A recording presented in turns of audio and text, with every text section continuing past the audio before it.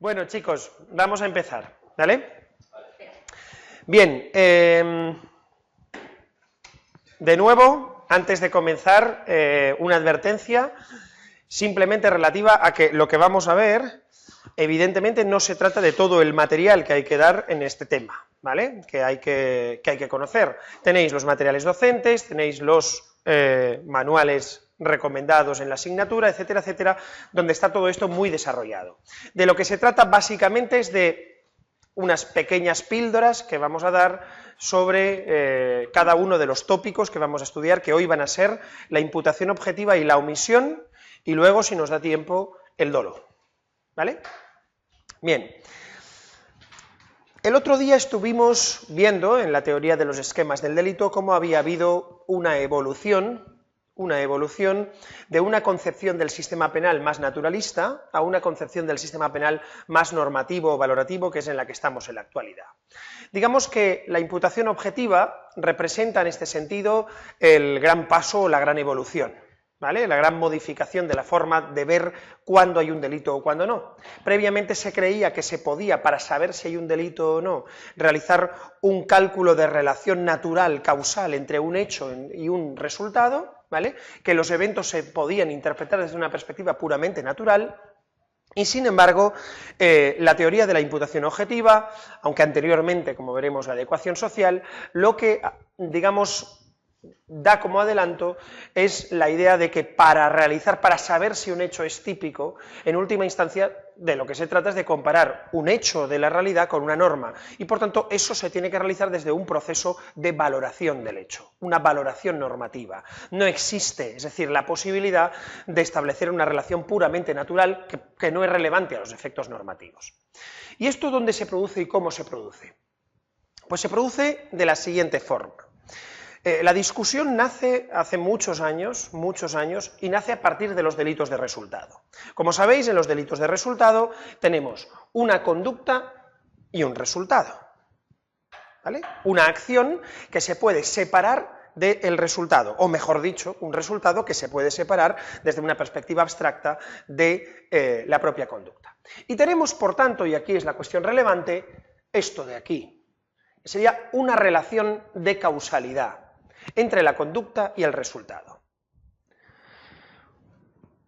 El análisis de esta flecha, de este elemento, es decir, no solo tenemos que tener, para que haya delito, conducta y resultado, sino que tiene que haber una relación entre la conducta y el resultado. El análisis de este elemento es el que nos va a llevar a lo que vamos a analizar hoy. Y parte con las denominadas teorías de la causalidad. Las teorías de la causalidad son las teorías que intentaban, pues, es decir, dar contenido a esta relación, ¿vale? Darle contenido real a esto. Y podemos decir que surgieron dos tipos de teorías. Las teorías naturalistas y las teorías normativas o valorativas. Las teorías naturalistas lo que hacían es intentar comprender esta relación, este elemento de unión entre la conducta y el resultado, desde una perspectiva ontológica, natural, ¿vale? De una relación físico-natural entre la conducta y el resultado. Las teorías valorativas superan esa concepción y aportan una visión normativo-valorativa, ¿vale? Por supuesto, es decir, cuando queráis que pare o explique algo, me lo preguntáis y me lo decís, ¿vale? ¿Se entiende de momento lo que estoy diciendo? ¿Se entiende cuál es la diferencia entre una concepción natural o ontológica y una diferencia valorativa? Ya hemos hablado mucho de eso, pero ¿se entiende? Bien. Las teorías naturalistas más conocidas son la teoría de la equivalencia de las condiciones y las teorías individualizadoras, que pretenden ser teorías, como digo, naturalistas o ontológicas. Las teorías valorativas, la teoría de la adecuación social, que hay quien la concibe o quien dice que sigue siendo una teoría naturalista, y la teoría de la imputación objetiva, que nace como digo, como forma de intentar solucionar esta relación concebida como una relación de causalidad. Evidentemente, la teoría de la imputación objetiva no es una teoría de la causalidad, es una teoría de la imputación objetiva, ¿vale? Pero nace para solucionar esta relación. Lo que sucederá después es que no se va a centrar solo en esa relación.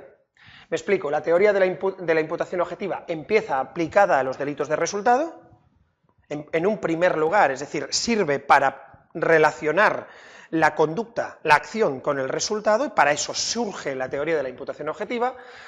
No es realmente una teoría, sino que empieza siendo un conjunto de casos que se van sumando, son un conjunto de casos determinados donde se va estableciendo a partir de ese conjunto de casos soluciones, pero soluciones en las que a todas ellas les une el hecho de que se está valorando el injusto típico, y por tanto acaba no siendo una teoría de la causalidad, no acaba siendo una teoría de la relación entre la conducta y el resultado, sino acaba siendo una teoría de la conducta típica, del injusto típico. Es decir, la teoría de la imputación objetiva, de hecho, ya no se aplica solo a los delitos de resultado, sino que se va a aplicar incluso a los delitos de actividad. ¿Vale? Bien, vamos a explicar esto. Y vamos a explicar a partir de las teorías de la causalidad, pero primero hablando de dónde surgen estas teorías de la causalidad. ¿Y de dónde surgen las teorías de la causalidad? Pues de los denominados, supuestos problemáticos. Hay una serie de supuestos problemáticos que algunos son teóricos, otros se basan en hechos reales que suceden en la jurisprudencia, en Alemania, en España, en Italia, a partir del siglo XIX, pero sobre todo a partir del siglo XX, y que van planteando problemas, ¿vale? El primero sería el de los denominados cursos causales complejos. Los cursos causales complejos. Los cursos causales complejos son aquellos en los que no concurre una única causa, sino que concurren varias.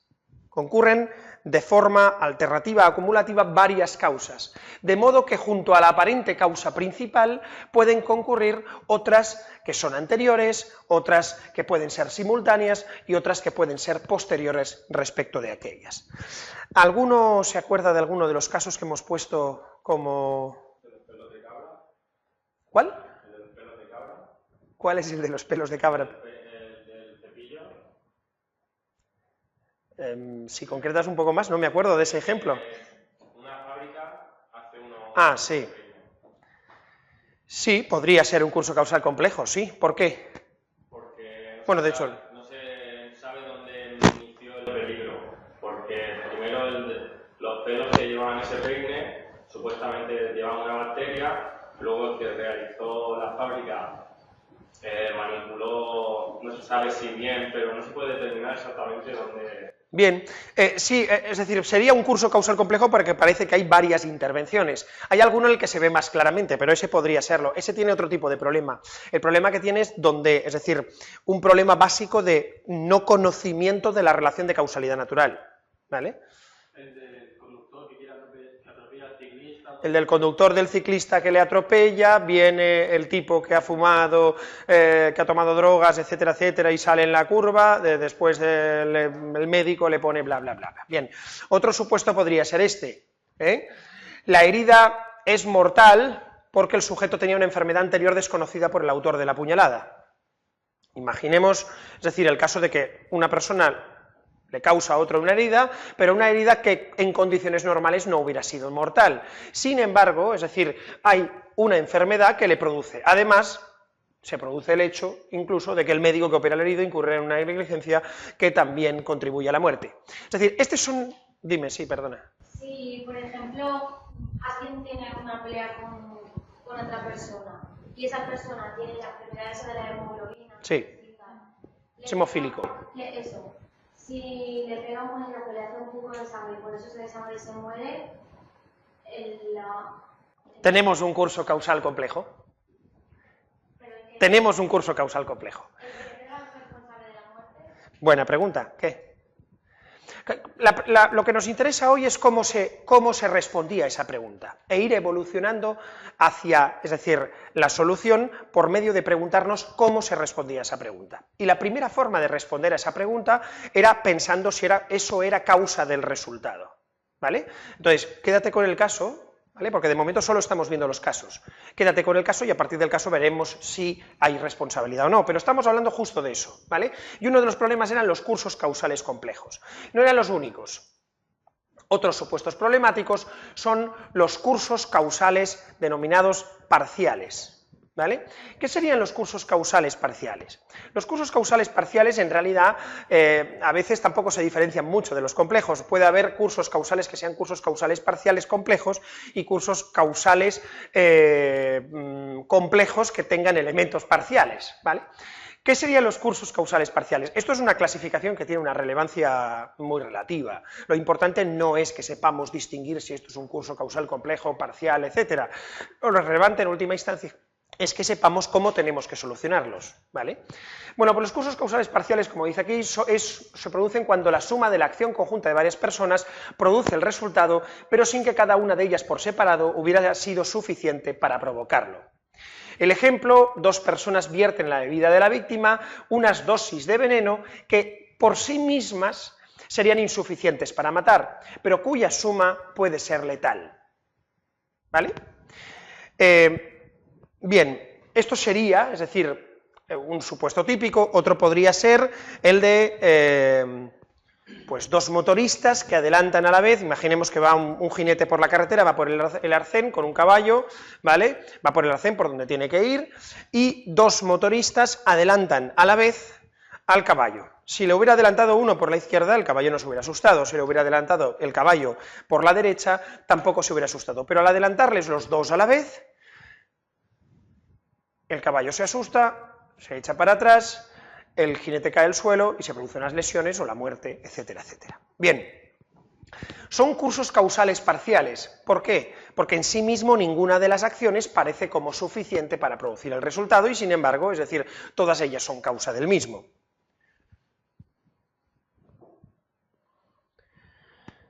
Y después tendríamos los denominados cursos causales hipotéticos, que son aquellos en los que el resultado se habría producido igualmente con una alta probabilidad, aunque el sujeto no hubiera realizado la conducta que lo causó.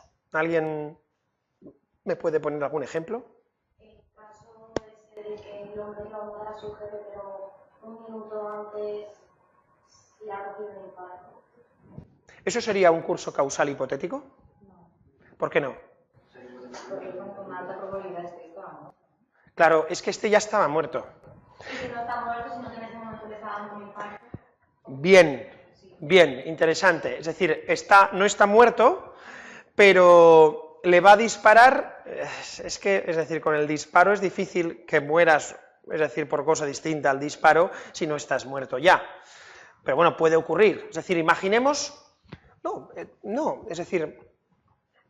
Pero no está mal. Es decir, imaginemos que en vez de un infarto cerebral, lo que había sido es envenenado. ¿Vale? Había sido envenenado. ¿Vale? De forma que iba a morir en 30 minutos. El otro entra, dispara a su jefe y le pega un tiro en la cabeza. ¿Vale? El resultado se habría producido igualmente con una alta probabilidad, aunque el sujeto no hubiera realizado la conducta que le causó. Estos cursos causales hipotéticos van a tener cierta importancia cuando nos planteemos la validez de la teoría de la equivalencia de las condiciones, como veremos, porque teóricamente, es decir, lo que se aplica es la fórmula de la conditio sine qua non, y la fórmula de la conditio sine qua non dice: si eliminado en mente no se hubiera producido el resultado de aquí, el resultado parece que se produce igual, ¿vale? El médico administra por error un medicamento perjudicial para el paciente, pero este habría muerto igual por haberle suministrado el adecuado, ¿vale? Esto también tiene que ver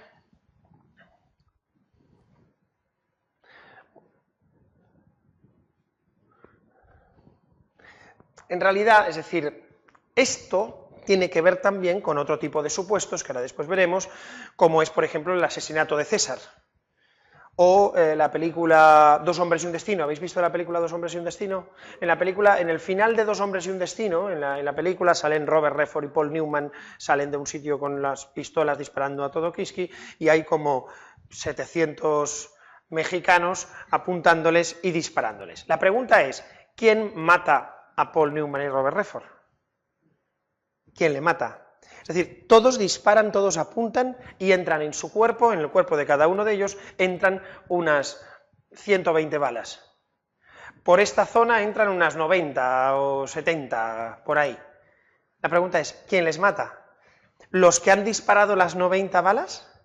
¿Los 20, 30 personas, el que ha disparado la primera? ¿Significa que el que ha disparado la primera, que ha entrado un segundo antes, el que le ha disparado el séptimo no responde? Aunque su bala ha entrado ahí. Es cierto que estaba todavía vivo, pero desde luego con la primera bala iba a morir, con la segunda bala iba a morir. El que le dispara en la cabeza cuando ya tiene 8 balas en el corazón y solo le queda un poquito de respiración, ¿ese responde o no responde? Bien. Y después tenemos los denominados cursos causales irregulares. Los cursos causales irregulares son aquellos en los que el sujeto, mediante un comportamiento, en este caso un comportamiento ilícito, coloca a la víctima en una situación deliberada de riesgo con la esperanza de que se produzca el resultado fatal que efectivamente acaba acaeciendo, ¿vale? Pero no tanto por lo que ella hace, sino digamos por un elemento distinto. Se envía a alguien al bosque durante una tormenta con la intención de que le caiga un rayo, ¿vale? El ejemplo del sueño, ¿vale? La mujer que sueña que hay una tormenta y que el marido va a coger leña y le cae, entonces cuando se despierta por la mañana ve que está lloviendo y le dice, cariño, ¿quieres ir a coger leña? El marido va a coger leña, le cae un rayo al marido, el marido muere. O el sobrino que compra el boleto el billete de lotería con la esperanza de que tenga un accidente de avión y efectivamente el padre se sube en el avión o el hombre se sube en el avión, tiene el accidente y muere, ¿vale? Bien, estos son toda una serie de ejemplos, de supuestos, ¿vale?, que dieron lugar a las denominadas teorías de la causalidad. En todos estos, lo que falla, si os dais cuenta, y volvemos al principio, lo que falla en todos estos casos, o lo que no falla, sino que es complicado de resolver, es esto. En todos los casos no es difícil determinar que hay una conducta. Parece que no es difícil determinar una conducta, en realidad la clave finalmente está en la conducta, pero en principio hay una acción, diríamos, hay acción, hay resultado, y sin embargo el problema es establecer este nexo entre la acción y el resultado, ¿vale? ¿Se entiende? Pues bien, la primera de las teorías que intentaban dar solución a estos tipos de cursos causales parciales, acumulativos, hipotéticos, irregulares, etcétera, era la teoría de la equivalencia de las condiciones o de la conditio sine qua non, ¿vale? De la condición sin la cual no. Se debe básicamente a un filósofo, Julius Glasser, un filósofo, y a un magistrado, que es von Bury, que además no solo, es decir, no solo esto, sino otras importantes contribuciones al derecho penal tiene. Según la teoría de la equivalencia de las condiciones, es causa de un resultado toda condición de la cual ha dependido su producción con independencia de su mayor o menor proximidad o importancia. La teoría de la equivalencia de las condiciones, lo que hay que entender es que lo que señala, básicamente, es que todas las condiciones de un resultado son equivalentes entre sí. Por eso se llama teoría de la equivalencia de las condiciones. Es decir, lo que establece es que cualquier causa de un determinado evento tiene la misma importancia que las demás, aunque esté más lejos o más cerca, ¿vale? Es una teoría basada fundamentalmente en la física y en la lógica de la física matemática. Y, en mi opinión, es como teoría absolutamente indiscutible en la actualidad. No hay ninguna demostración científica de que exista un mayor peso entre las causas. Las causas, si lo son, y lo son todas por igual. Ahora, como teoría física, como teoría natural, ¿vale? La teoría de la equivalencia de las condiciones establecía, por tanto, que la clave para saber si una condición es causa de un resultado era realizar un juicio hipotético. Un juicio hipotético que era la fórmula de la conditio sine qua non. Si eliminamos hipotéticamente una acción y en ese caso el resultado ya no se produce, entonces se puede afirmar que esa conducta ha sido causa del resultado. ¿Vale? Hay que decir, sí. entonces, si recordamos el caso práctico de ayer, el tío que presenta... ¿Cuál es el caso práctico de ayer? Porque vimos varios. El del 11M. Sí, que hay un intermediario. El intermediario, Rafael Zuyer. Sí. Si no hubiera presentado al tío que tiene la dinamita al terrorista, el resultado no se hubiera producido, según este teoría. Sí. Hubiera buscado. Bueno, ese mismo resultado... Bueno, es que eso es lo interesante. Es decir, eso es lo interesante. ¿Se hubiera producido o no se hubiera producido? Según esta teoría, Ese mismo resultado no se hubiera producido. ¿Por qué dices que ese mismo no? Porque podría haber buscado otro proveedor de dinamita. Si uno no lo quiere hacer, ya lo hará. Bien, estáis anticipando dos de los problemas que tiene, o los dos problemas que tiene la teoría de la equivalencia de las condiciones para convertirse en una teoría resolutiva de la causalidad. Los dos que tiene. Primero, que amplía el número de causas. Segundo, que hay una serie de causas que aparentemente pueden no serlo, porque pueden ser sustituibles por otras. ¿Vale? Vamos a verlo. Simplemente os he puesto esta sentencia para que veáis que en sentencias recientes, pero en más recientes incluso que esta, se sigue aplicando la teoría de la equivalencia de las condiciones. Esto se sigue aplicando. ¿Vale? Una sentencia de 2012, la causalidad se debe entender según la teoría de la condición sine qua non, es decir, que todas las condiciones del resultado tienen idéntico valor causal siempre y cuando éste pueda ser mostrado por una ley causal natural.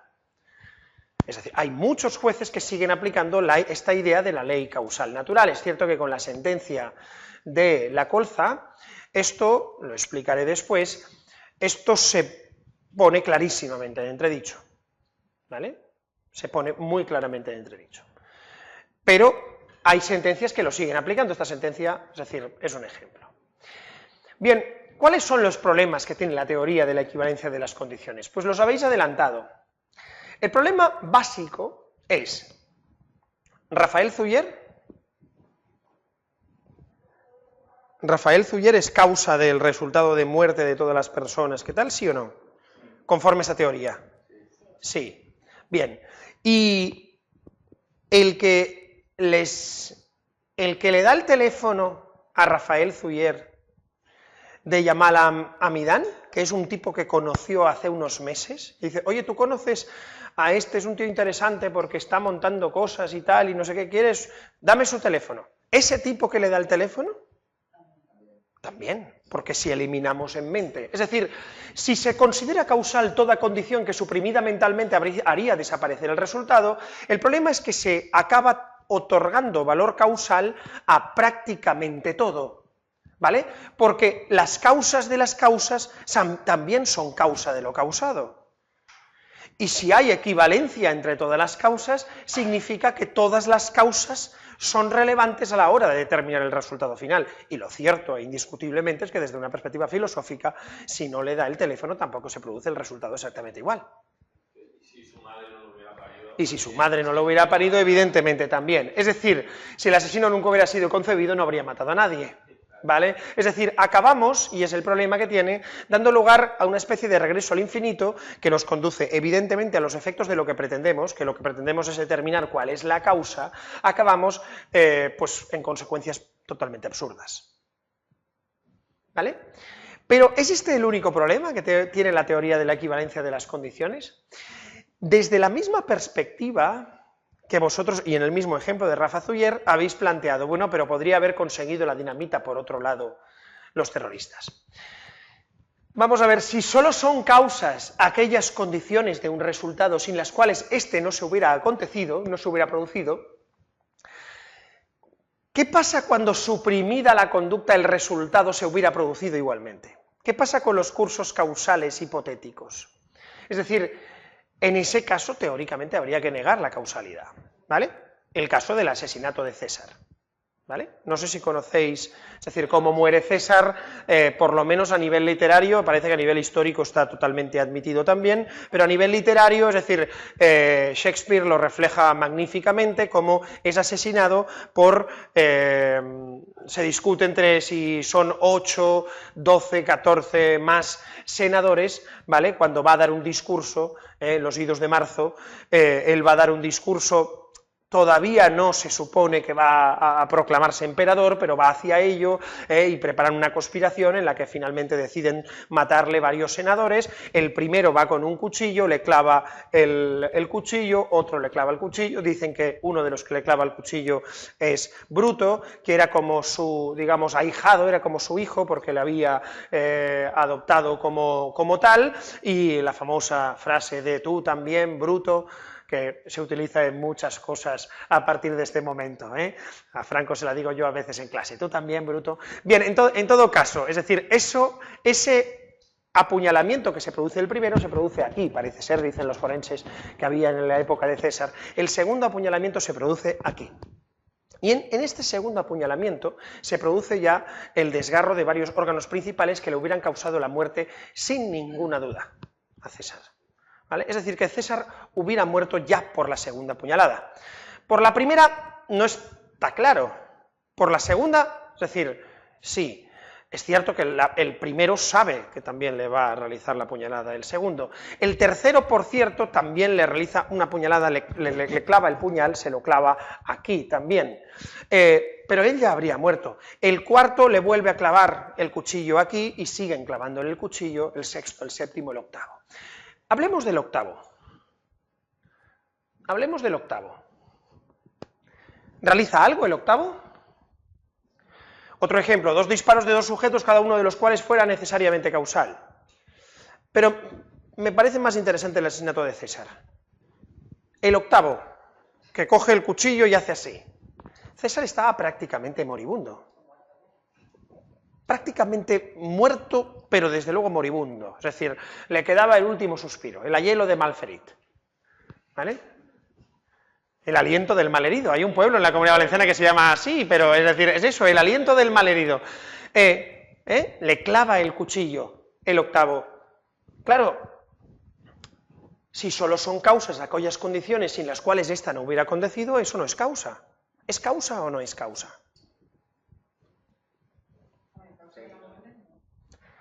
Claro, y además iba a morir del mismo modo. Pero sigue sin estar. Da igual, pero era como lo disparaban muerto. Pero no está muerto. Sí, pero vamos, que le faltan segundos. Pero sigue estando Estamos vivo. hablando del mismo caso que antes, que ha puesto. Es prácticamente, es decir, es cierto que no está muerto, aunque me parece interesante plantear el caso del décimo, y es que el décimo clava el cuchillo cuando César ya ha muerto. Pero él no lo sabe, ¿vale? Pero él no lo sabe, es decir, César ya ha muerto, le han hecho la autopsia, ha ido Grissom, ¿vale? Le clava el cuchillo y... Sí, es tentativa inidónea, es decir, es tentativa inidónea, es decir, entonces no respondería... ¿Cómo qué? Pero respondería por el resultado de muerte, que es lo que nos interesa ahora. La acción que realiza no es peligrosante para causar el problema, porque es que no hay ni peligrosante ni peligrosante, porque ya está muerto.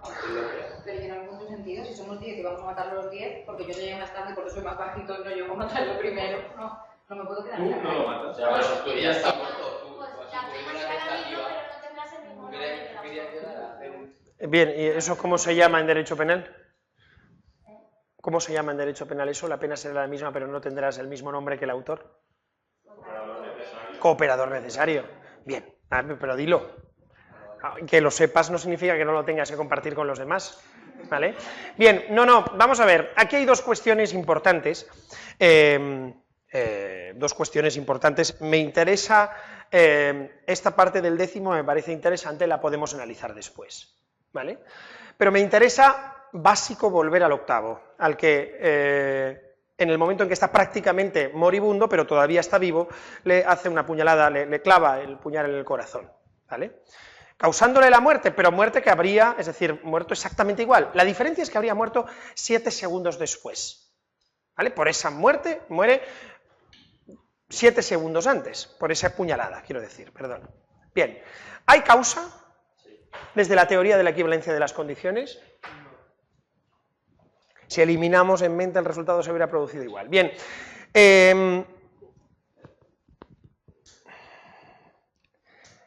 sí hay causa. ¿Por qué? porque la causalidad no se entiende desde una perspectiva, como ha dicho Elsa anteriormente, de qué resultado, el resultado de muerte, pero el resultado de muerte no es un resultado de muerte en abstracto, el resultado es esa muerte, tal y como muere. Es decir, la teoría de la equivalencia de las condiciones, como teoría puramente naturalística, se debe entender en un sentido de que el resultado, tal y como se hubiera producido, no se produce. La pregunta es, si eliminamos en mente el octavo que le clava el puñal, ¿se produce la muerte, sí o no?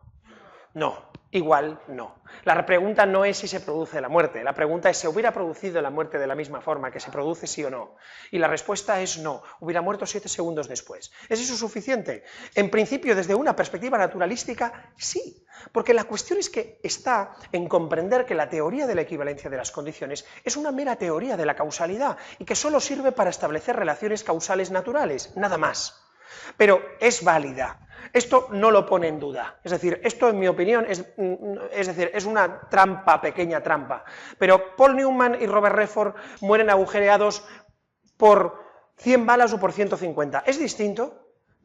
Sí, es distinto. ¿Puede tener una relevancia penal? Puede ser. ¿Puede ser que no la tenga? También puede ser. Pero nos estamos preguntando de momento si tiene o no tiene relevancia penal. Ese es el error de la teoría de la equivalencia de las condiciones. Que lo que es bastante discutible es que de la teoría de la equivalencia de las condiciones podamos sacar la información necesaria para extraer responsabilidad penal. ¿Por qué? Porque esta crítica también es indiscutible. Esto sí, alarga, extiende absolutamente, no solo a los cooperadores, a los cómplices, a los favorecedores, a los que se acercan por allí, sino que también a las madres, los padres, los tíos, los amigos, los taxistas. Es decir, ¿sabéis los taxistas y los autores del transporte público, los delitos que cometerían?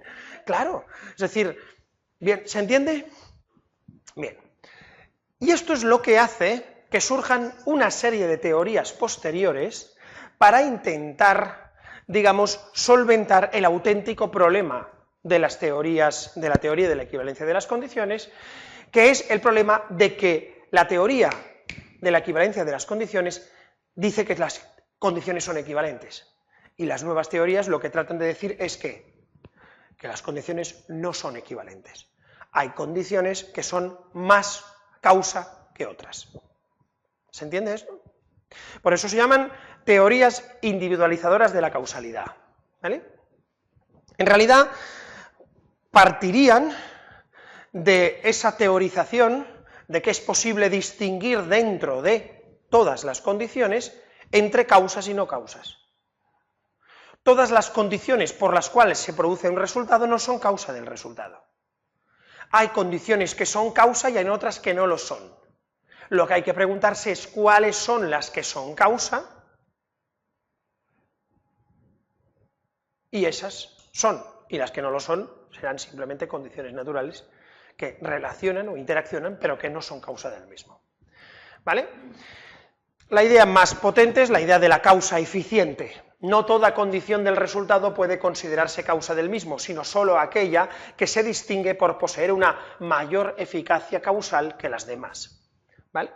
A partir de aquí hay varios autores que intentan aportar un criterio para la eficiencia de la causa. Y en este sentido tenemos pues, la teoría de Binding del factor decisivo, la teoría de Birkmayer de la condición más eficaz, o la teoría de Ortmann de la última condición.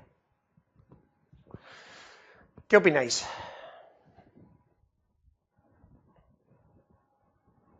La teoría del factor decisivo diría que solo es causa el factor decisivo por el cual se produce la muerte. Pues a la segunda puñalada.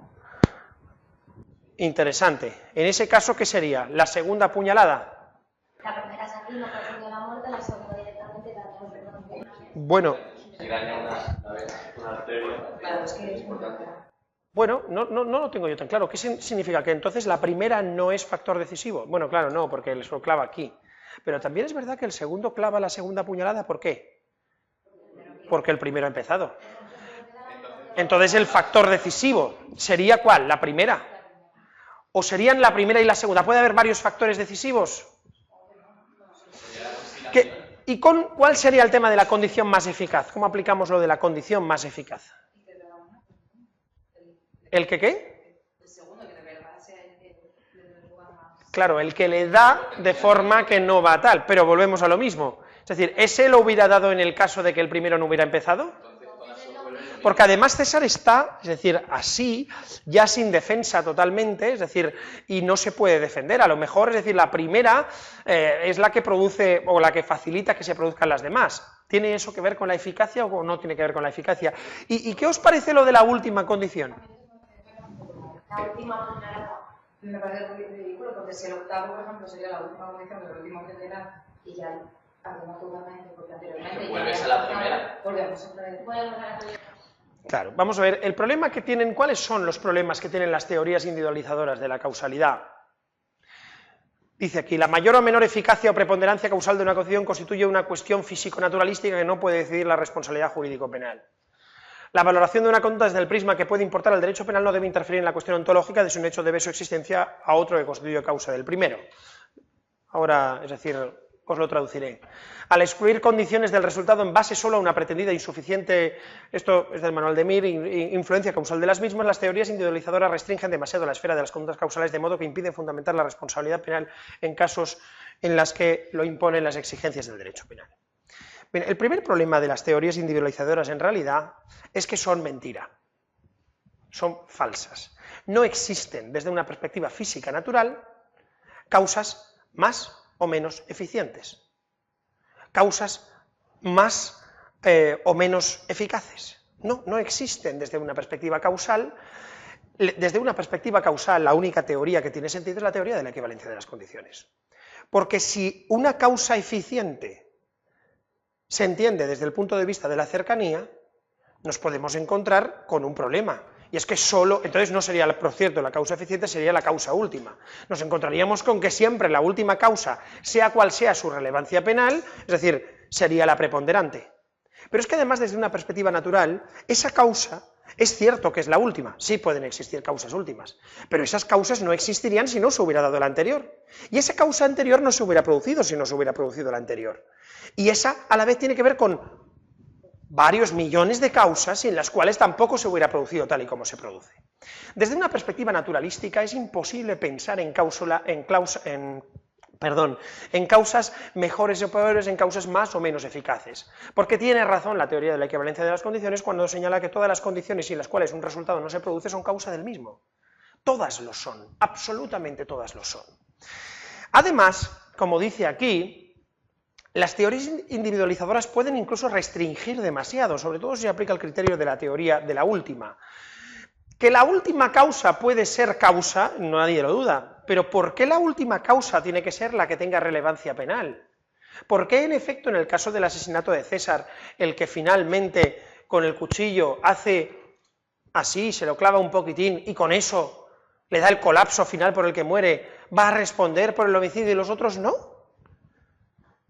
Evidentemente el sistema penal, es decir, el tema de la responsabilidad penal, el fundamento de la responsabilidad penal no tiene tanto que ver o únicamente que ver con condiciones naturales respecto a cercanía, lejanía. Desde luego no con importancia o eficacia de causas, que ya he dicho que todas la van a ser y por igual, pero desde luego con la cercanía respecto al resultado, la cercanía respecto al resultado no es el criterio absolutamente decisivo para la responsabilidad penal. Bien, por eso empiezan a salir otra serie de teorías que son teorías más valorativas, donde se intenta resolver ese nexo, porque seguimos intentando resolver el nexo entre la acción y el resultado, desde una perspectiva valorativa, intentando comprender, valorar el hecho, ¿vale? Y la primera sería la teoría de la adecuación o de la condición adecuada. Es cierto que nace aparentemente como una teoría de la causalidad, pero cuando la lees comprendes que no es una teoría naturalística, no es una teoría ya de la causalidad, sino que es una teoría de la tipicidad, ¿vale? Es formulada por von Kris a finales del siglo XIX, pero digamos que el que la reconvierte realmente es Belzel en la teoría de la adecuación social, ¿vale? Belzel precisamente dice: las acciones finales, os acordáis que el finalismo parte de la idea de que lo que convierte a una acción en típica ¿vale? Es la correspondencia con la estructura lógica objetiva a la que responde esa acción. Matar preexiste al hecho a la propia norma y, por tanto, es decir, existe aquello que es matar desde una perspectiva, digamos, óntico-social, ¿vale? Pero además, añade Belzel, esas acciones finales serán típicas solo si son valoradas como socialmente inadecuadas, como contrarias a las concepciones ético-sociales dominantes en una sociedad determinada y en una época histórica determinada. Es decir, conforme a la teoría de la adecuación social, solo tendrán valor causal aquellas condiciones que además sean adecuadas para producir un determinado resultado. Y esto es lo importante. Lo importante es que aquí ya no estamos hablando puramente de causalidad, estamos hablando de incluir algo más. En la consideración de una conducta como causa del resultado, se introducen juicios normativos ajenos a las leyes científicas naturales. Se hace una valoración social de si esa conducta es adecuada o no adecuada. Y eso ya no es causalidad natural. ¿Estamos de acuerdo? ¿Se entiende?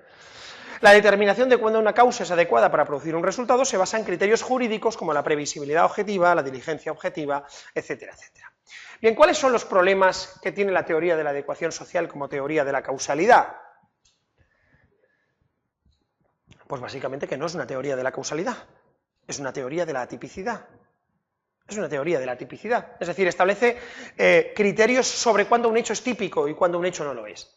¿Cuál es el siguiente problema?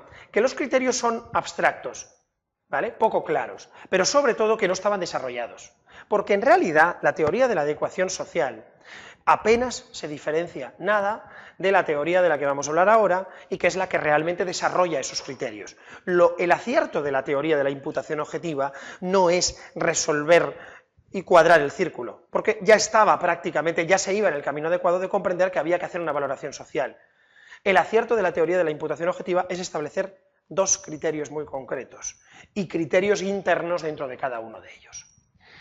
En última instancia, el problema de las deficiencias de estas teorías, como dice aquí, es que podían explicar la vinculación material entre acción y resultados desde una perspectiva físico-natural, pero no se dan cuenta de que en última instancia donde estamos es de nuevo en el ámbito jurídico. Y por tanto, si estamos en el ámbito jurídico, no nos podemos salir del ámbito del deber ser para establecer una valoración de cuándo algo es o no es precisamente aquello que se quería evitar. No estamos en el plano físico-natural. No estamos diciendo si realmente el boli ha caído o no ha caído, solo. Estamos diciendo si este boli que ha caído o que no ha caído produce aquello que desde una perspectiva, es decir, social, se quiere evitar, que es ensuciar. ¿Se entiende? Bien, y ahí pasamos, por tanto, a la teoría de la imputación objetiva, que como ya he explicado, y explicaré un poco más, en realidad no es imputación y tampoco es objetiva, pero que en la actualidad se ha asumido, y asumimos todos, como la forma de comprender realmente si un hecho es típico o no, y por tanto también, pero no solo, cuál es la relación entre la causa y el resultado. ¿Vale? Y si la hay. La teoría de la imputación objetiva de nuevo nace como un conjunto de topois para resolver, es decir, problemas concretos, casos concretos, pero en realidad se ha convertido en una teoría del injusto típico. ¿Vale? Para saber si una conducta es o no matar, ya no estamos diciendo si hay conducta o no hay conducta, estamos diciendo si hay injusto o no hay injusto, y ya no se va a aplicar solo la conducta, sino que desde una perspectiva de imputación objetiva se interpreta ya pues la acción, por supuesto la omisión, se interpreta la participación delictiva, se interpreta incluso si hay sujeto, si no hay sujeto, etc. Es una teoría del injusto, ¿como qué? Como una valoración normativa del hecho.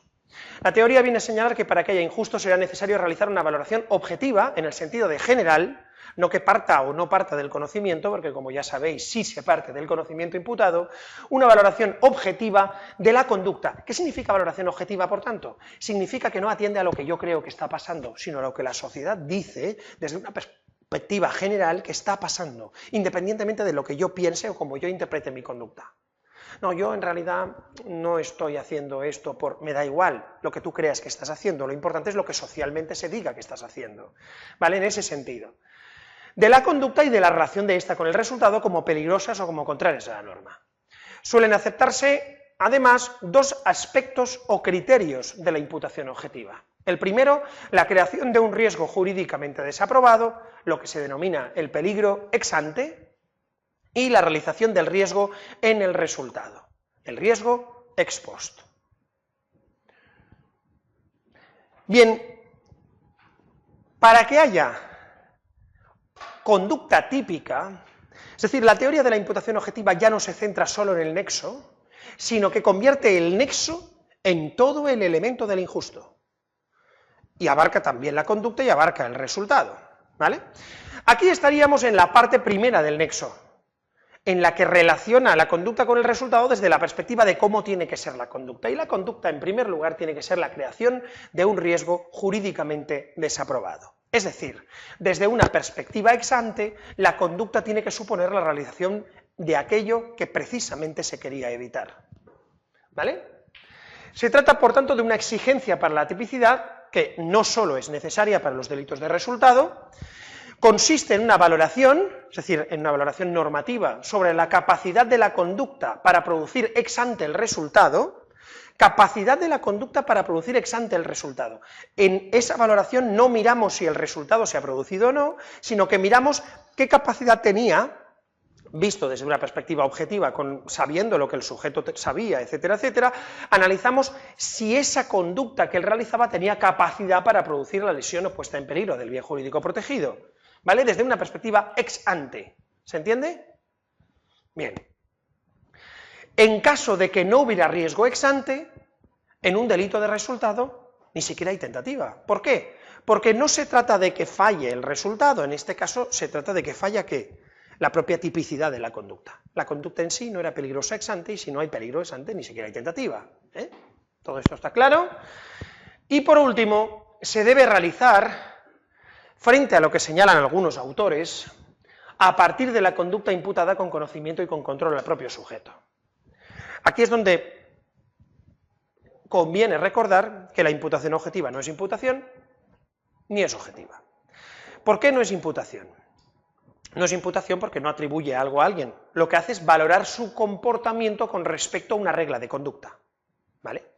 No imputa resultados, lo que hace es atribuye un sentido social a un comportamiento ya imputado previamente. ¿Y cómo se imputa a alguien un comportamiento? ¿Cómo se dice que alguien ha realizado algo?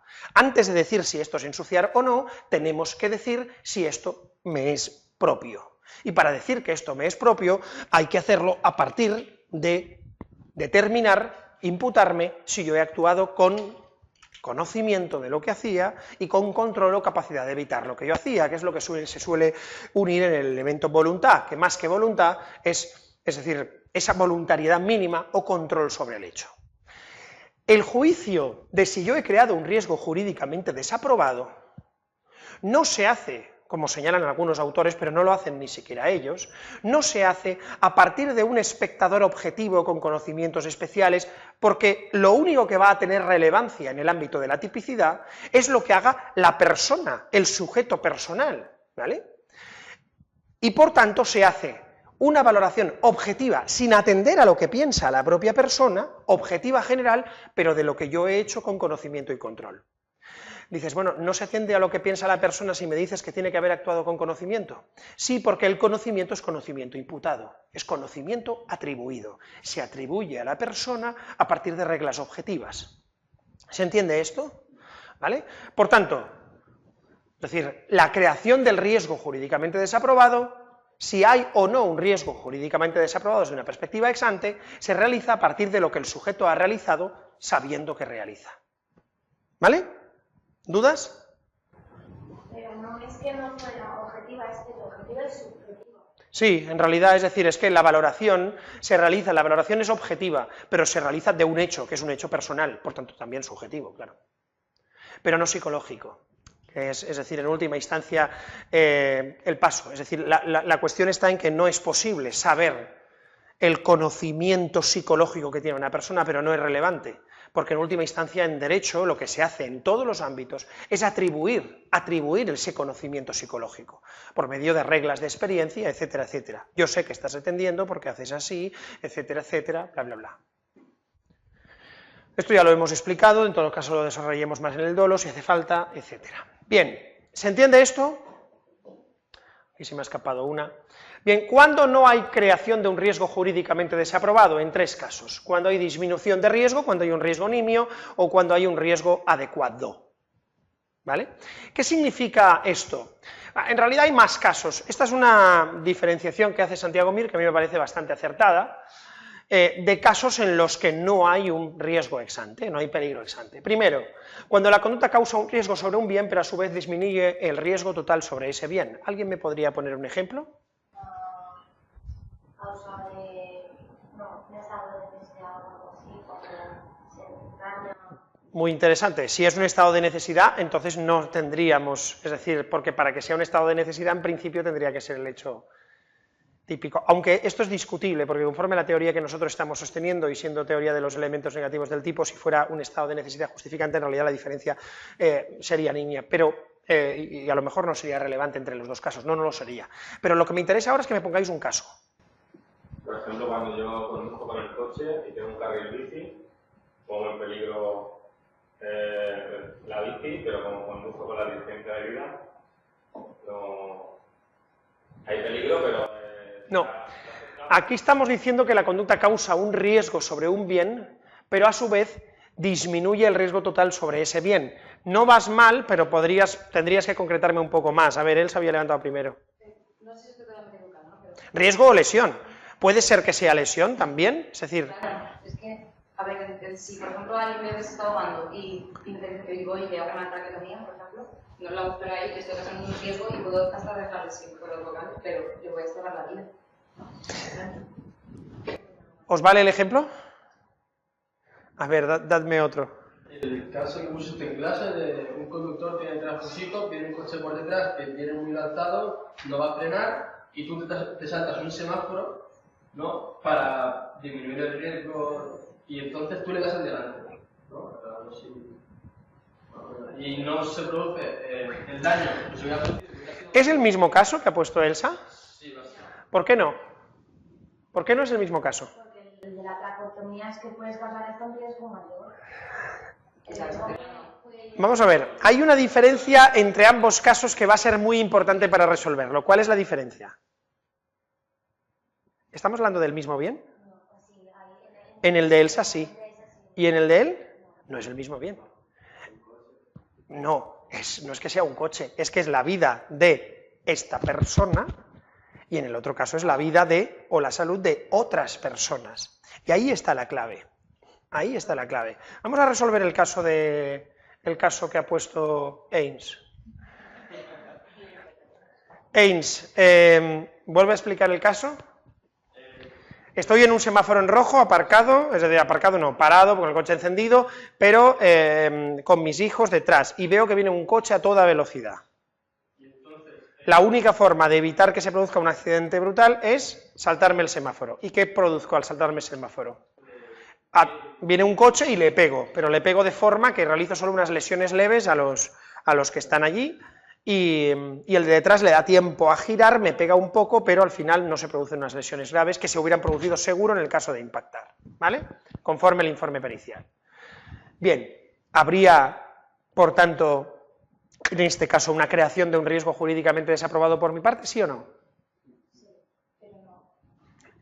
Repito, la conducta de saltarme el semáforo en rojo es una creación de un riesgo jurídicamente desaprobado, ¿sí o no? Por tanto, sería típica. Bien, entonces no estamos en este caso. Aquí sí hay creación de un riesgo jurídicamente desaprobado. ¿Sería, por cierto, estaría justificado? ¿Habría un estado de necesidad? Sí, porque ahí podríamos entender, es decir, vamos a ver, podría haber una discusión respecto si es justificante o es excusante, pero en todo caso, ¿a partir de qué? A partir de la consideración si se puede poner en peligro un bien jurídico de la misma entidad que el bien jurídico que se protege, etcétera, etcétera. Pero, en todo caso, lo que sí que podríamos convenir es que riesgo jurídicamente desaprobado sí que hay. La conducta causa un riesgo sobre un bien, pero a su vez disminuye el riesgo total sobre ese bien. Vayamos al caso de Elsa. Un tipo se está ahogando, va a morir, le hago una traqueotomía con el riesgo, es decir, de producirle una lesión grave, y de hecho produciéndole ya una lesión, pero gracias a eso le salvo la vida.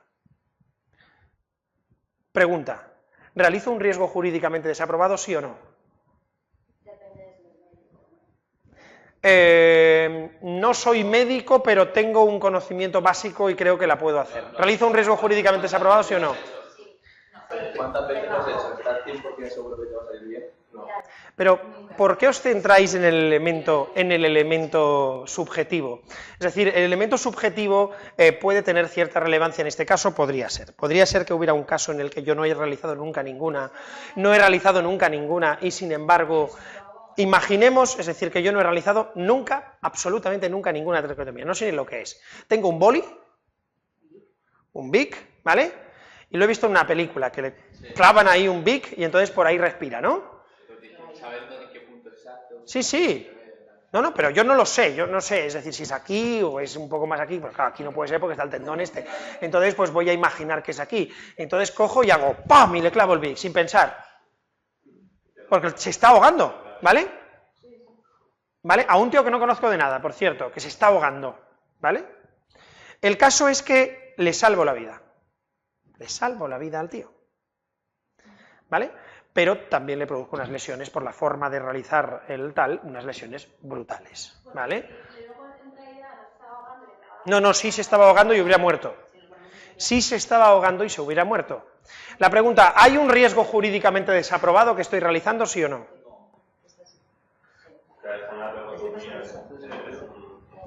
A ver, por favor, estamos grabándolo, con lo cual en voz alta y que se entienda bien. Y para todos, no habléis entre vosotros. ¿Qué? El tema es que si tú lo dejas morir, estás mintiendo. Deberías hacerlo. Sí, Pero es que es hacer una... siempre que puedas, pero en ese caso no tienes la capacidad para evitarla. Por tanto, la obligación que surge es la de pedir auxilio, no la de auxiliar, si no tienes la capacidad para hacerlo. No puedes pedir auxilio. Bien, pero entonces no tienes ninguna obligación más que la que tienes, y no tienes ninguna en este caso. No hay otras formas. Es que si hay otras formas, evidentemente. Franco, no hay otras formas, ¿vale? Porque podría haber, o sea, si hubiese avisado... Lo que quiero que comprendáis es, si creéis que hay alguna diferencia o alguna, es decir, cuestión de relevancia que vaya a diferenciar entre el estado de necesidad y la ausencia directamente de riesgo jurídico ex ante. Si volvemos al caso del médico que hace la traqueotomía, este es un médico que hace la traqueotomía, ¿me diríais en serio que un médico está realizando un riesgo jurídicamente desaprobado? ¿Estamos de acuerdo que no? Es decir, la conducta causa un riesgo sobre un bien, de hecho causa una lesión, pero evidentemente disminuye el riesgo total. ¿Estamos de acuerdo en que en ese caso no habría ni siquiera riesgo ex ante? No estamos ante un caso de estado de necesidad, directamente la conducta no es típica, es decir, salvar la vida no es típico de lesionar. Es decir, ¿se entiende esto? Bien. Sentido social de la conducta, bla, bla, bla, bien. Ahora, en el caso que hemos modificado del tipo que no sabe, pero dice, hostia, este se va a morir, ¡pam! Y le clava el bolígrafo. En ese caso, ¿podría ser la conducta típica? No, porque va a morir. O sea, realiza esa acción o va a morir. Es que es eso, Entonces no tiene otra opción. Tienes la opción de jugártela y quizás salvarlo, o no jugártela. Yo creo que esa conducta está más cerca del estado de necesidad justificante y por tanto la conducta tampoco es típica, que eso es lo que tenemos que comprender. La conducta tampoco es típica en última instancia. Por lo tanto, en el fondo tampoco hay la creación de riesgo jurídicamente desaprobado en el sentido de que disminuye el riesgo. Por tanto, casi el problema que hay es que estamos, es decir, intentando buscarle una diferencia a dos cosas que prácticamente apenas la tienen. Pero es verdad que desde una perspectiva técnica o sistemática estaría bastante claro que el médico ni siquiera crea un riesgo y podríamos decir estéticamente que el otro sí crea un riesgo, pero es un riesgo que permite salvar el bien jurídico, ¿vale? Nos puede valer, pero en última instancia, en derecho penal, las normas facultativas te facultan, te permiten hacer lo que aparentemente, pero solo aparentemente, son lesiones a bienes jurídicos o creaciones de riesgos desde una perspectiva ex ante, con lo cual finalmente, en todo caso, las conductas no serían típicas y no serían antijurídicas. Y si vas con la intención de matar a alguien que te cae muy mal, que os encontráis en medio de la calle y tú le metes una patada contra el suelo, clavarle un cuchillo, cuando le metes la patada justo pasa un coche y le salvan la vida. Muy bien. Ese es un caso muy interesante. Es un caso muy interesante, muy bueno. Eso sería un ¿qué? Un error inverso. Pero además hay una lesión, porque por la patada le ha roto la costilla, sí.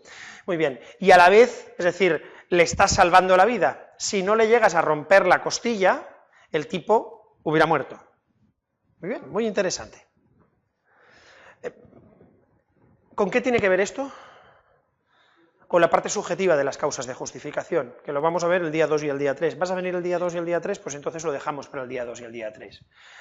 ¿Podéis anticipar algo? ¿Tenéis alguna idea? ¿Habría causa de justificación, sí o no? ¿O habría lesiones? Porque lo que estamos hablando de unas lesiones graves, porque le rompes una costilla, ¿vale? No muy graves, pero unas lesiones. ¿Hay delito de lesiones? ¿Están justificadas, sí o no? Porque creación de un riesgo jurídicamente desaprobado, ¿lo hay? Sí, porque con el conocimiento que yo tengo, desde una perspectiva bastante, yo creo el riesgo jurídicamente desaprobado de producir, ¿qué? Una rotura de costillas. ¿Sí o sí? Sí, por tanto, riesgo jurídicamente desaprobado lo hay. Bien. Ahora, ¿hay causa de justificación, sí o no? Es que es lo que yo no veo. Porque la intención no cuenta, la intención que él tiene de matarlo no cuenta en este momento. Totalmente de acuerdo. La intención no cuenta. Entonces, ¿hay causa de justificación, sí o no? El problema que tiene el pensar en la intención es que te desvía de lo realmente importante, pero tanto en lo positivo como en lo negativo. Lo importante no es la intención, ¿qué es? El conocimiento. Lo que hace con conocimiento. La pregunta es, ¿le está salvando la vida con conocimiento? La parte subjetiva de las causas de justificación también existe. Y va a ser relevante también que él, es decir, en este caso, actúe es decir, para salvar un bien jurídico. ¿Él actúa para salvar un bien jurídico? Por tanto, no se le puede aplicar el estado de necesidad. ¿Y efectos probatorios? Efectos probatorios es la clave, ahí es donde va a estar. No, en realidad es que le quería mucho, pero si hace poco casi me... Bien, pero será un problema probatorio. Pero ¿entiendes lo que quiero decir? Las causas de justificación también tienen parte subjetiva. ¿Vale? Porque en última instancia se parte de nuevo de un hecho imputado con conocimiento y con control. ¿Se entiende? ¿Se entiende, Franco? Se llama Franco, ¿sabéis? Bien. Riesgo nimio. La conducta causa un riesgo pero insuficiente para el daño al bien protegido. Pues evidentemente, no hay en ese caso. Es decir, puede ser que una conducta sea peligrosa, conducir a tal es peligroso, sí, pero en realidad con respecto a la norma y lo que se pretende proteger, es decir, la conducta en sí no representa un riesgo suficiente, evidentemente. Riesgo adecuado, cuando el riesgo que se crea está admitido socialmente en el ámbito o actividad en el que se trata. Esto es importante e interesante, y es también muy complicado, y no nos vamos a meter mucho en ello, de diferenciarlo con el ejercicio legítimo de un derecho de deber oficio cargo. ¿Vale? Sobre todo con el ejercicio legítimo de un oficio, de un cargo. En el tema del deporte, por ejemplo. En la conferencia habló Mirenchu un poco de ellos, sí, estuvo hablando un poco de supuestos de imprudencia en el ámbito del deporte. Es decir, ella puso además el ejemplo de la entrada de Goicoechea a Maradona, en la que él además había avisado previamente y había dicho previamente, ese tío no va a volver a jugar, había dicho, ya no va a volver a jugar los próximos meses. En efecto, en ese partido le entra y le rompió la tibia o algo así. Es decir, bueno, la pregunta es decir, esa conducta tan agresiva, la patada a esa altura, ¿es un riesgo ex ante, sí o no, de la salud? Y sin embargo no suele haber responsabilidad penal, ¿por qué? Porque es un riesgo socialmente adecuado, socialmente admitido, o porque está justificado por el ámbito en el que se realiza. En mi opinión esto es lo mismo, aquí sí que no hay ninguna diferencia. No hay ninguna diferencia. Lo discutible es saber cuándo se excede del ámbito, no podéis hacer eso, Elsa, cuándo se excede del ámbito, no, es decir, cuándo se excede del ámbito de lo socialmente admitido. Hay casos en los que sí, pero hay casos en los que efectivamente se puede, por ejemplo, es decir, en los saltos cuando se pone con el codo para proteger y tal y no sé qué, que le puede producir una lesión, y una lesión en el ojo. ¿Eso está socialmente admitido? Sí. Nick. Un momento, déjale preguntar. Ese es el tema, si yo ya, a ver, no conozco tanto, pero conozco el fútbol, no tengo mucha idea, pero si yo de antemano ya digo, voy a hacer de esto, a mí no me parece normal que luego esté admitido socialmente en el ámbito. No, no estamos diciendo que ese caso esté admitido en concreto. Lo que estamos diciendo es que hay lesiones o actividades de riesgo en determinados ámbitos que pueden estar admitidas. Es interesante plantear, porque él haya dicho, este no va a volver a jugar, ¿esa conducta está admitida o no está admitida socialmente? ¿Cómo habría que ver? ¿Lo que ha dicho anteriormente o lo que hace? Habría que ver lo que hace, evidentemente. En este caso, la intención no es más que un indicio de que el sujeto hace más allá de lo admitido, porque lo que no está admitido socialmente es que se lesione a una persona, digamos, totalmente a propósito. Pero en ese caso se podría denunciar. O sea, el jugador que... Claro, como lesiones, sí. ¿Y qué nos encontraríamos? Con que el juez lo primero que tendría que determinar es si el riesgo es adecuado. Y después tendría que determinar si se puede decir que el futbolista actúa en el ámbito del ejercicio legítimo de un oficio. Pero es lo mismo, es decir, en realidad para mí la adecuación del riesgo y el ejercicio legítimo de un oficio apenas tienen, como además nosotros sostenemos la teoría de los elementos negativos del tipo, apenas tienen una diferenciación. ¿Entendéis lo que quiero decir? En última instancia es una valoración normativa sobre si está actuando de forma adecuada o de forma no adecuada. ¿Se entiende? ¿Y un lanzador de jabalina? Un lanzador de jabalina, un lanzador de jabalina hace poco pasó un caso, ¿no? Además...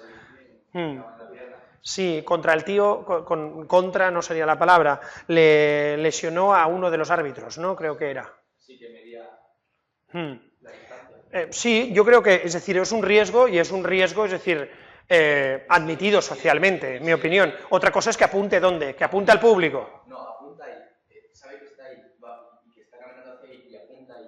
No, sí, sabe que está, eso no es un riesgo admitido, es decir... Eso es una conducta que socialmente se entiende como la creación de un riesgo, que es que la jabalina vaya a donde estás apuntando.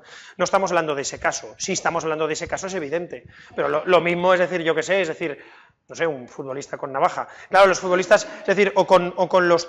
Vamos a ver, es cierto que más en el caso de la jabalina se ve muy claro, y es cierto que en el fútbol, es decir, se pueden producir casos en los que, como se ha dicho, haya una intención directa, pero en ese caso la intención, repito, es un indicio de que el sujeto está, es decir, es un indicio, no es lo relevante, pero es un indicio clarísimo de que el sujeto, cuando actúa con conocimiento y control, está poniendo en peligro un bien jurídico más allá de lo socialmente admitido. ¿Está socialmente admitido clavar una jabalina a un tío porque estás en un campo de deporte y llevas unos pantalones ridículos cortos? No. ¿Qué? Imagínate un circo, ¿no? El típico truco que está atado un tío a una ruleta. Sí, a una ruleta, y entonces hay otro lanzándole cuchillos. Cuchillos, sí. Sí. Vamos a ver, yo la verdad es que, es decir... Sí, no, muy bien. Esto se relaciona con dos cosas. Una, con si el riesgo es socialmente adecuado o no, y otra, con otro elemento que vamos a ver después, que vamos a ver ahora, que es la intervención de la víctima en el propio comportamiento. Y la asunción del riesgo, además, no solo ya la intervención de la víctima y la posible interrupción, sino la propia asunción del riesgo y, por tanto, que el riesgo esté admitido, es decir, por la propia víctima, y que el riesgo esté asumido por la propia víctima. ¿Vale? Estas son las dos cosas. Habría que ver el caso, habría que ver la pericia, habría que ver realmente, es decir, en última instancia, en qué consiste. En la mayoría de esos casos, la resolución de esos casos, cuando hay lesiones, la única forma es asumir, es decir, o argumentar que ha habido una asunción de riesgo por parte de la víctima. Es decir, que la víctima sabía que se podía producir eso, ¿vale? Aún así, es decir, estaríamos en el ámbito de las lesiones, digamos, consentidas. Las lesiones consentidas tienen una rebaja de pena, pero no tienen, es decir, no es como las autolesiones, que son atípicas, ¿vale?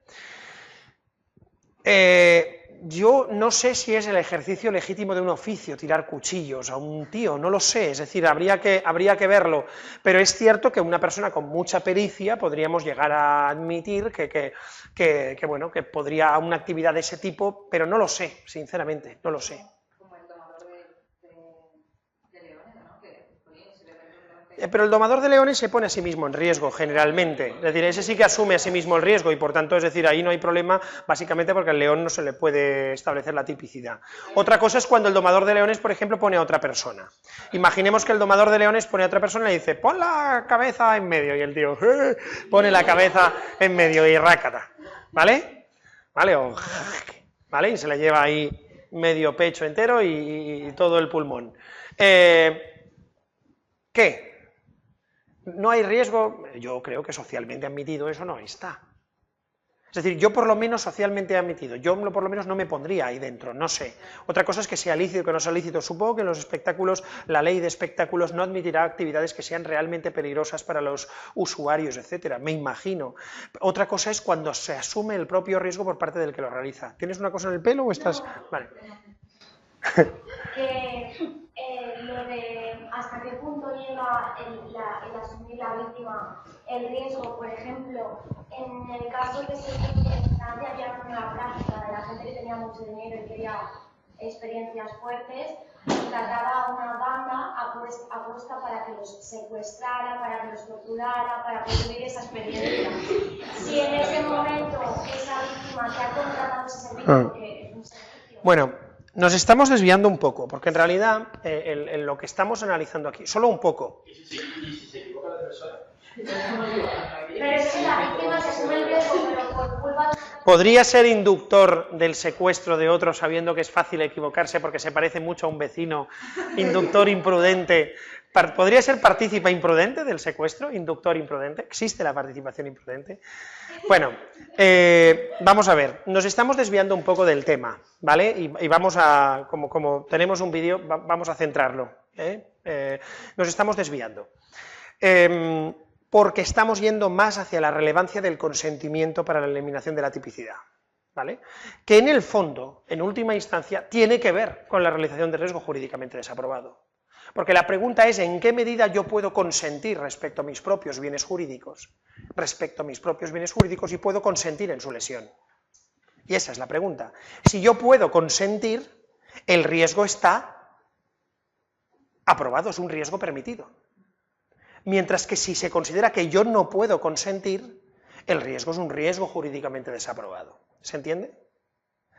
Entonces, en principio, en abstracto, podríamos decir que el sujeto puede consentir respecto a muchos bienes. Si yo, por ejemplo, digo, coge eso, pero te lo devuelvo, no hace falta. Eso no es un hurto, ¿estamos de acuerdo? La cuestión está en que hay determinados bienes personalísimos sobre los que no existe acuerdo de si es posible o no es posible la cesión de la titularidad respecto a esos bienes y el poder consentir la lesión de los mismos, ¿vale? La salud, la vida, la dignidad. ¿Yo puedo ceder totalmente, es decir, la vida para que otro lesione y puedo consentir? No, es decir, yo puedo suicidarme en un Estado democrático, en nuestro Estado, es decir, en principio la tentativa de suicidio no está castigada, por lo tanto se supone que el suicidio es una actividad, es decir, no sé si lícita, sí, sería lícita, sería una actividad permitida, ¿vale? En todo caso. Ahora, y sobre todo, no responsable desde una perspectiva penal, pero yo puedo, es decir, dejar que otro me mate y por eso el que no, es decir, y de hecho solo en casos de eutanasia está permitida la intervención en el suicidio de otro, de hecho la participación en el suicidio también está castigada, la cooperación necesaria, la inducción al suicidio, como veremos el año que viene. Y con la salud y con la dignidad, pues en principio también. Ahora, cuando yo sí puedo disponer del bien, si yo sí puedo disponer del bien, evidentemente si hay consentimiento no hay tipicidad. ¿Por qué no hay tipicidad? Porque no hay un riesgo jurídicamente desaprobado. ¿Vale? Ahora lo que me interesa que comprendáis es eso. La cuestión del consentimiento es mejor analizarla en los tipos penales en particular. ¿Vale? Bien, y terminamos con la realización del riesgo en el resultado, lo que es el riesgo ex post. Hemos visto que la conducta tiene que ser desde una perspectiva ex ante peligrosa, tiene que suponer la realización del riesgo jurídicamente desaprobado que se pretende evitar. ¿Estamos? Pero además se tiene que realizar el riesgo en el resultado, el riesgo ex post. Es decir, aunque una conducta cree un riesgo típicamente relevante, no será típica si el resultado es debido a un factor distinto. ¿Sí o no? Si yo realizo una conducta potencialmente peligrosa para producir un resultado, pero el resultado se produce por otro riesgo, ¿yo he producido el resultado típico, sí o no? No. Otra cosa es que yo haya realizado a lo mejor la conducta típica y es posible que si no se hubiera producido la otra intervención el resultado se hubiera producido igual. En ese caso, ¿qué hay? Tentativa. Tentativa. Yo he realizado todo lo que tendría que producirse para producir el resultado y sin embargo el resultado se produce por otra causa distinta, ¿vale? ¿Cuándo puede haber otro factor distinto? Lo que el Tribunal Supremo denomina interrupción del nexo causal y dentro de ello, en realidad, la propia intervención de la víctima. ¿La interrupción del nexo causal existe entonces, sí o no? ¿Hay interrupción del nexo causal? No hay interrupciones de nexos causales. Los nexos causales son los que son. No hay nunca interrupciones de nexos causales. ¿Hay causalidad o no la hay? ¿Vale? ¿Hay causalidad o no la hay? Lo que hay es interrupción del nexo de riesgo. Lo que hay es un riesgo posterior que es por el cual se produce el resultado. Pero en realidad no estamos, lo digo por tal y como dice la jurisprudencia del Tribunal Supremo, el Tribunal Supremo no está hablando de que haya interrupción de la causalidad, que puede haberla, pero, es decir, puede haber que haya una causalidad distinta, pero la causalidad no se interrumpe, la causalidad es distinta, la causalidad cambia. En todo caso, lo relevante no es que haya interrupción del nexo causal, sino que haya una interrupción del riesgo. Es decir, en el caso del enfermero, en el caso del tipo que atropella al ciclista para matarle, él le atropella para matarle, no se produce la muerte, va una ambulancia, la ambulancia se sale en la carretera porque conduce mal y por eso se produce la rotura de la otra pierna, finalmente va al hospital y en el hospital se produce una infección por una gasa en mal estado que le deja a la enfermera que le pone el médico y por eso se produce la muerte finalmente.